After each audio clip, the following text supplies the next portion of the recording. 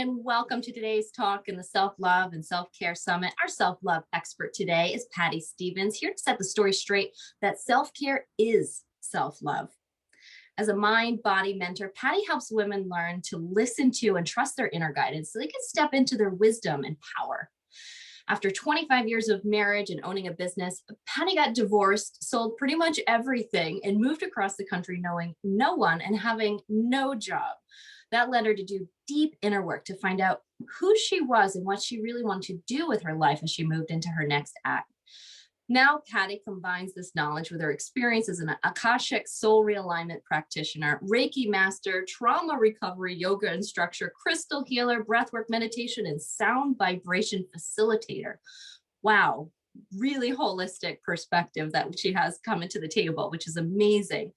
She does this to help women remove blocks and restrictions so they can make choices aligned with their authentic self and bring their life into balance, mind, body, and soul, which is absolutely beautiful. Patti, welcome. Thank you. It's a pleasure to be here. I'm so excited to have you here. It's such a wealth of knowledge coming from your experience. And I'm so excited to dig into it. Before we do, I have a question for you. I'm asking all of the women here, all of the experts, the same question. I want to hear from your perspective. This summit is all about self-love and self-care. So give us your take on why you think it is that self-love and self-care is so difficult for us women. I think in many cases, it's just a genetic thing that as little girls, we're always taught to take care of others. And, we need to be the one to do this and to do that. And if we don't do it, it's not going to be good. And it just snowballs throughout our life till, and then we have to be the best at our job. And we're the only one that can work on that work project. Nobody else can do it like you can. And then you've got a family to balance and, you're trying to take care of yourself. And it's just, it snowballs until either our health declines or, we just totally crash. Absolutely. I couldn't agree more. And, and that leads me right into my first question for you is, what's at risk if we don't implement self-care into our lives? What's the impact of leaving that out? Well, it can have many impacts, but it can affect you physically because the mind believes the body believes what the mind tells it. So if you're stressed, I have to pick the kids up because my husband can't do it, or I don't have a husband and I have to get dinner on the table. And then I still have this project for work and I have to do the laundry, all that stress, the anxiety. So you might get a headache and then you ignore it and it moves into another part of your body. Say then maybe you develop an ulcer or some stomach issues. So now it's emotional, it's physical. And then when you don't take care of yourself, it just bubbles into, this is when people just have like breakdowns. They develop like a lot of times other health issues like fibromyalgia, where from, your body just is sending you that message. Hey, you better do something. Yeah, it's amazing the correlation between the thoughts in our head, these ideas that we have of I need to focus on other people, or these ideas that I'm not good enough, that's leading us to is leading us away from self-love, which is leading us to avoid self-care and manifests physically on our bodies, all stemming from single thoughts. And I know I dealt with that throughout a large portion of my life for decades, dealing with anxiety and these ideas of not being good enough. I'm worried about what other people are thinking about me, never thinking that I'm measuring up. And exactly what you said, it showed up. I had daily tension headaches. I had anxiety-induced insomnia for years because I could never turn off the hamster wheel of thoughts of worry every single night.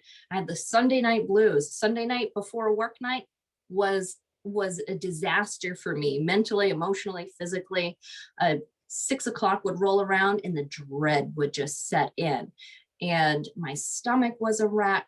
And I was just miserable, and all stemming from this lack of self-care. So I'm so glad that you took us down that path. It's, we tend to focus on the symptom relief. Oh, I have a headache. Let me take a Tylenol. Well, what's causing that? If you're not ill, there's something going on. Maybe you've had enough water. There's something else going on. So thank you for that point. I think one of the challenges when it comes to women, especially, is this belief that self-care is selfish. So, what insight can you give women to help them to not feel selfish when they're taking time for themselves? That's a big one. And I think that, that guilt, again, it's built in, that you're supposed to take care of everybody else and you aren't. But you don't take care of yourself. But one of the things that I found in working with women is that you just sit your family down and explain to them, you give me my 5 minutes, 10 minutes a day, and you're going to love me. I'm going to be better. I'm going to be able, I won't be so crabby, to use that word. I will be in a much better mood. And I think it's just, if you feel that you're going to have resistance from your family, you just got to sit them down and tell them, look, I need this. And I can't function. It's affecting my health.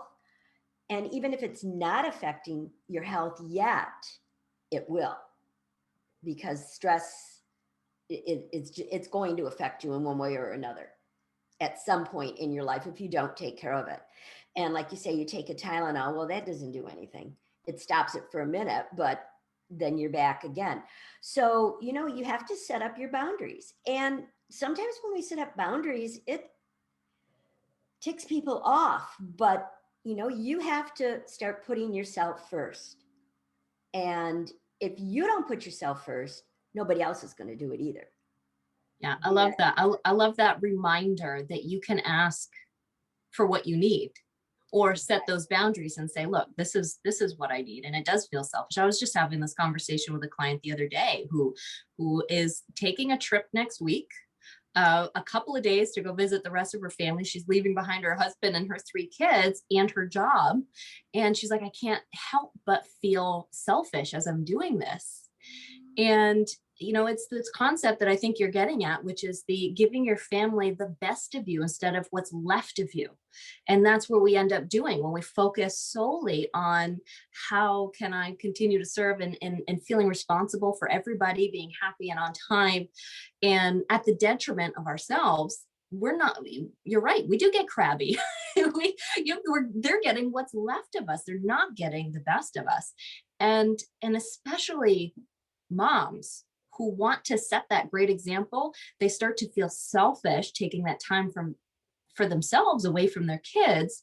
But I'll always ask them, do you want your kids to grow up thinking that they need to spend all of their time on everyone else and not spending time on themselves to help themselves grow and feel healthy and to thrive? And the answer is always no. Of course, they want their children to be able to grow up happy and healthy and have time for themselves. And so explaining to them that you need to model that for them. They need to see what that looks like, because I think that's one of the biggest challenges that we as women have. We don't have those examples to look to. We don't know what it looks like, this self-love and self-care thing, because our mothers, our aunts, our grandmothers, did exactly what you said, just like this genetic or societal disposition to care for everyone else but ourselves. So we need to set that example. It's that, I think, really ties into this whole non-selfish concept behind self-love. Right. And, where is it said, written, that women aren't allowed to take care of themselves, that they have to take care of everybody else first? So one of my clients, what she used to do was take out a yoga mat. She would do yoga. She put on her headset, and her family knew, leave mom alone. And she would just go in and meditate, read, whatever. And then when she came out, obviously she felt better.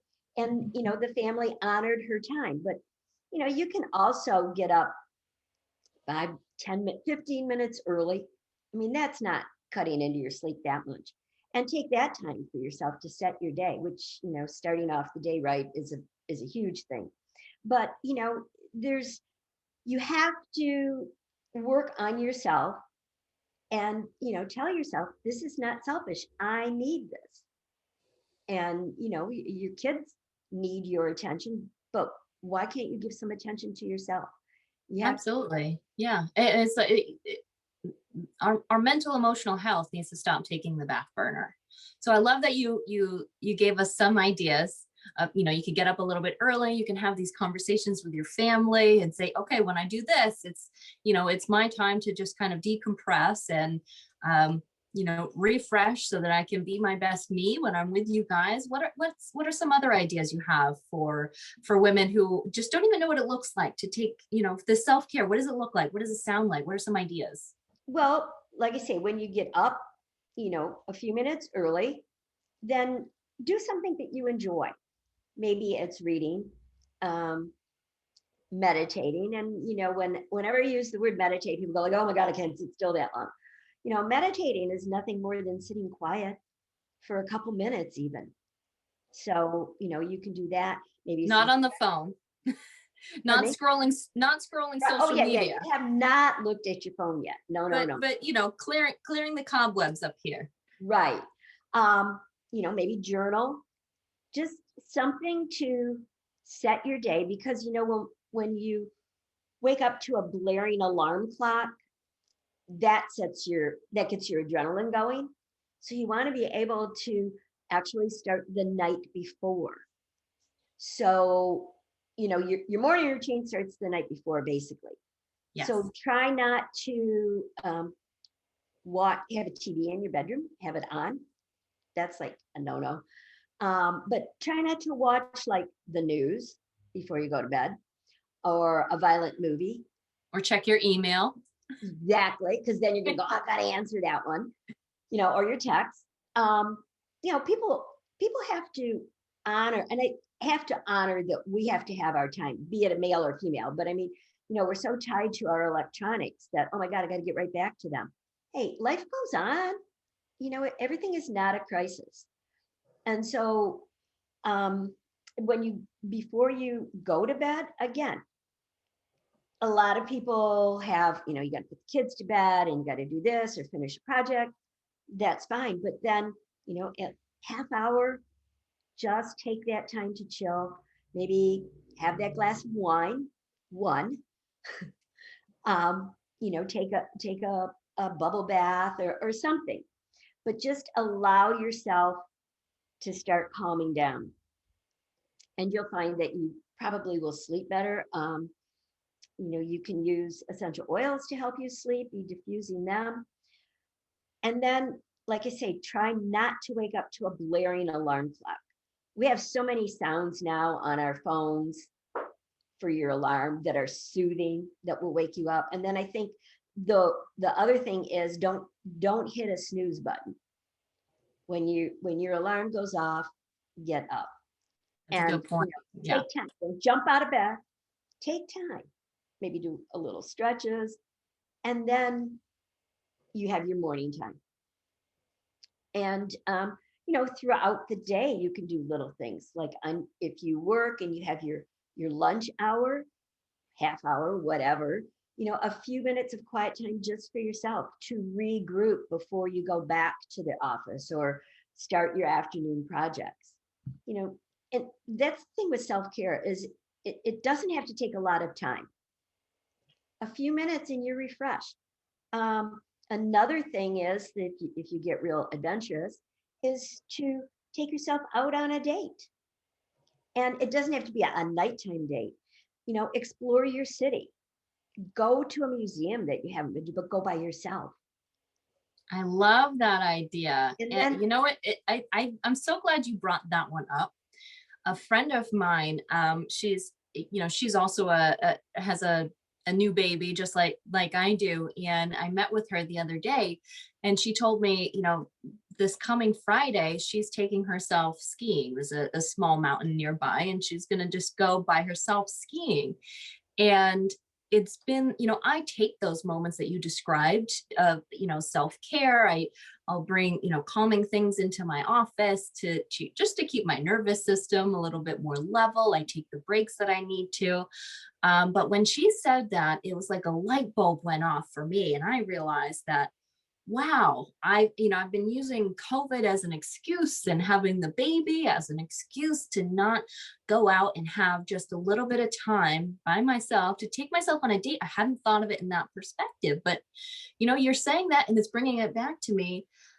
Wow, that would really, really hit the reset button for me right now, even though I take those self-care breaks that I really need to help keep myself, to help prevent myself from burnout and overwhelm.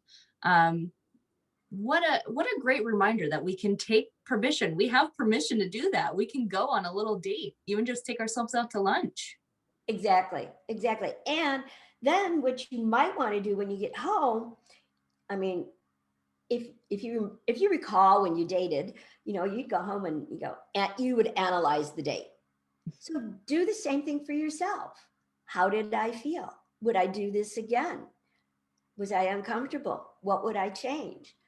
You can journal about it and see. But I think it's a great way to explore your city because there's so many places, no matter where you live, that we don't even know these little nooks and crannies. Even going to a bookstore and having a cup of coffee if they're open.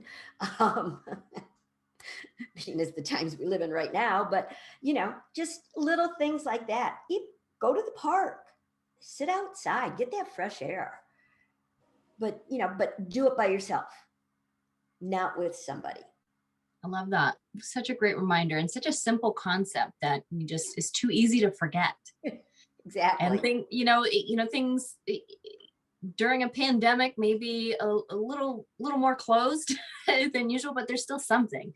You can Right. go for a nice drive. You can go for a stroll. There's always something that you can do outside the house. So that's a really excellent reminder. Thank you so much for that. Got another question for you.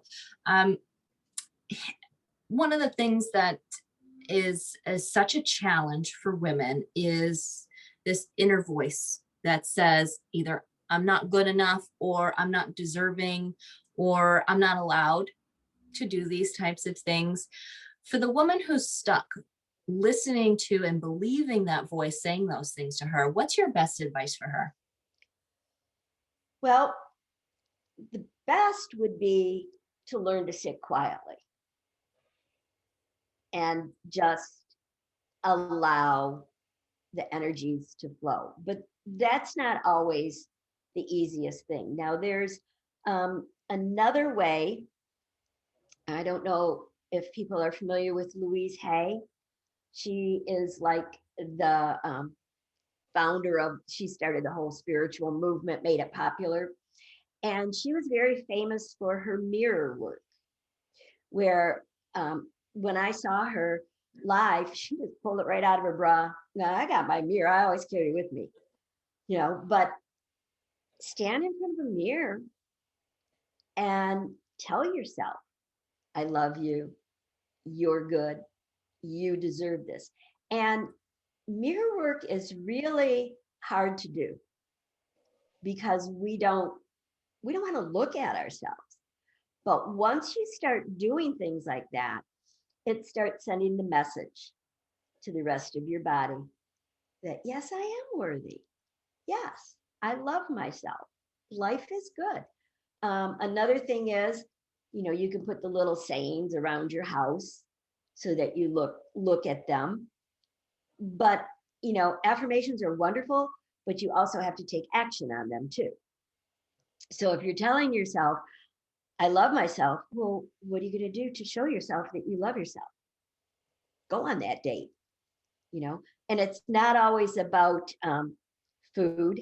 So many people think that, oh, I reward myself. I love, it's not always about food. Yeah, a nice piece of chocolate is great. It's very good. But, sometimes your body needs more than just that. And it doesn't have to be hard to do. So, it's just starting, say those words out loud, record them.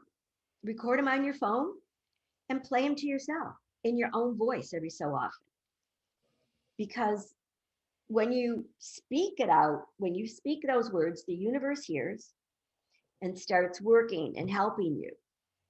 So by recording them, you're speaking them, plus you're playing them to yourself, which is, no different than if you were to play a meditation. So I love that. those are just some, some ways it's really changing our mindset. And sometimes you maybe need to do some inner work, some shadow work to find out why you have these feelings of not being deserving. I mean, we kind of touched in a general, but maybe there's something specific in your life that happened. Your mother instilled it in you. You had incidents with her that, you wanted to do something and she was like, no, we have to do the family thing. And that's more important than what you want to do. So you want to, maybe start doing some inner work. And like I say, going back and finding what's causing this. And then once you know the reason, take steps to release it. Mhm. That's beautiful. I love it. And that mirror work, you're right. It's a challenge. It's not easy at first, especially when it's something you've never done before and you're not used to doing it. And it sounds weird. It feels weird. It feels foreign, like when you hear your voice played back to you on a recording, it's like, oh, is that my voice? That sounds kind of weird. It is your voice. It's just not the voice you're used to hearing, right? This self-compassionate voice, the one you use to everybody else, but you forget to include yourself too. The more you do it, the more natural it sounds. And even if it does, you don't feel like, oh my God, I'm so in love with myself as I'm saying this. That's okay. For that moment, you spent that much less time criticizing yourself and a little bit more time motivating yourself. So in time, it starts to feel more natural, but you're creating a new habit and you're starting to break an old habit of criticizing yourself, an old strategy that just isn't working for you anymore. Exactly. And that's the thing, whenever we start something new, it's not easy, but the, the rewards along the way and at the end will be well worth it. So worth it. So, yeah. So, as with anything, it's even, you start a diet.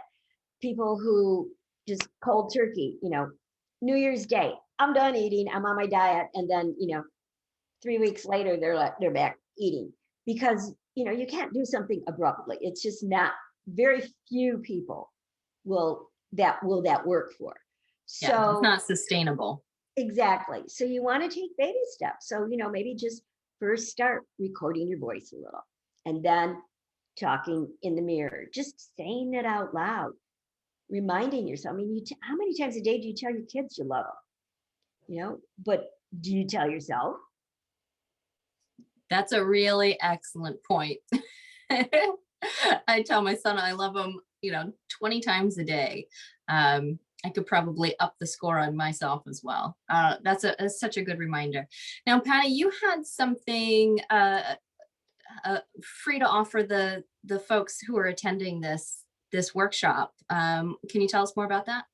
Yeah, it's a PDF. It's called Self Care is Not Selfish, and excuse me, what it is the first part is getting to know yourself, and it's a bunch of questions that you can answer, and you'd be surprised when you start looking at those questions and going like, oh, I don't know, I never thought about this. And then so that gives you some things to work on. And then there are tips for ways to incorporate self-care daily, weekly, monthly, and then some I am statements, because those are just so important. I am powerful, I am worthy, I am loved, I am love. And those are things that you can repeat to yourself, use them, for your recording. So it's just a little guideline to help you get started.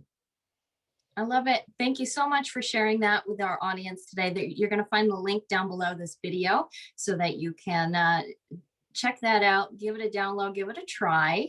It's something new, but it's like Patty said, it's so, so worth it. Well, thank you, Patty, for joining us and sharing your wisdom with us today. And to everybody, we'll see you soon. Thank you. Thank you.